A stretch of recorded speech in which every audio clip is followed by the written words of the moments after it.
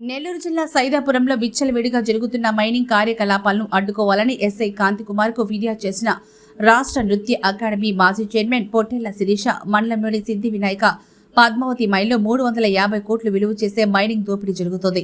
గతంలో పోలీసులకు మైనింగ్ అధికారులు ఫిర్యాదు చేసినా చర్యలు తీసుకోవడానికి వెనకడుగు వేస్తున్నారు.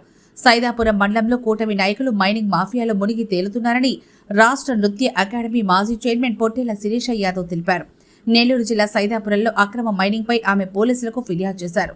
సైదాపురం మండలంలో అనుమతి లేని సిద్ధి వినాయక పద్మావతి మైన్లలో 350 కోట్ల రూపాయలు అక్రమ మైనింగ్ జరుగుతుందని, దీనిపై ఇప్పటికే మైనింగ్ పోలీసులు కలెక్టర్కు ఫిర్యాదు చేసినా పట్టించుకోవడం లేదని ఆమె ఆరోపించారు. అక్రమ మైనింగ్ చేసే ప్రాంతంలో నెల్లూరు నుంచి 50 మంది రోడ్డును దింపి ఎవరైనా మైనింగ్ అడ్డుకునేందుకు వస్తుంటే వారిపైన దౌర్జన్యం చేస్తున్నారని ఆమె పేర్కొన్నారు. ఈ అక్రమ మైనింగ్ లో కూటమి పెద్ద తలకాయలతో ఉండడంతో అధికారులు కూడా చర్యలు తీసుకునేందుకు వెనకడుగు వేస్తున్నారని అన్నారు.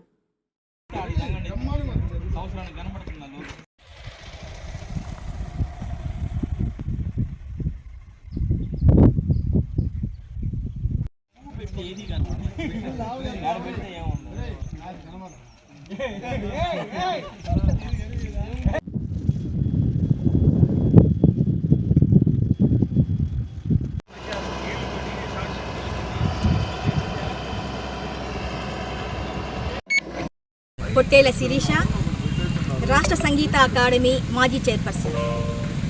ప్రస్తుతం మా సైదాపురం మండలంలోని సిద్ధి వినాయక పద్మావతి మైన్లలో అత్యంత ప్రమాదకరమైనటువంటి జిలిటన్ స్టిక్స్ని ఉపయోగించి బ్లాస్టింగ్ చేస్తున్నారని, వాటిపైన తగు చర్యలు తీసుకోవాలని ఎస్ఐ గారికి అర్జీ ఇవ్వడం జరిగింది. గతంలో 10 రోజులకి ముందు బ్లాస్టింగ్ చేస్తున్నారని కూడా సార్ గారికి నేను ఫిర్యాదు చేయడం జరిగింది.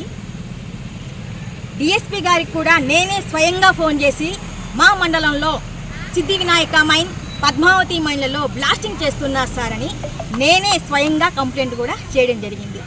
సార్ గారు కూడా స్పందించారు. కానీ ఇంతకుముందు ఎస్ఐ గారిని కలిసి అర్జీ ఇవ్వడం ఇది 2వసారి అయినా కూడా నాకైతే వీటిపైన ఎటువంటి చర్యలు అయితే వారు తీసుకోలేదు. అసలు ఈ పద్మావతి మైన్, సిద్ధి వినాయక మైన్, ఈ 2 మైన్లకి లీజు గడువు పూర్తయిపోయింది. ఈ 2 మైన్లకి ఎన్విరాన్మెంటల్ క్లియరెన్స్ కూడా లేదు. ఈ 2 మైన్ల పైన డిమాండ్ నోటీసులు కూడా ఉన్నాయి. ఈ 2 మైన్లకి IBM ప్లాన్ కూడా లేదు. ముఖ్యంగా ఈ 2 మైన్ల పైన NGTలో కేసు కూడా నడుస్తుంది.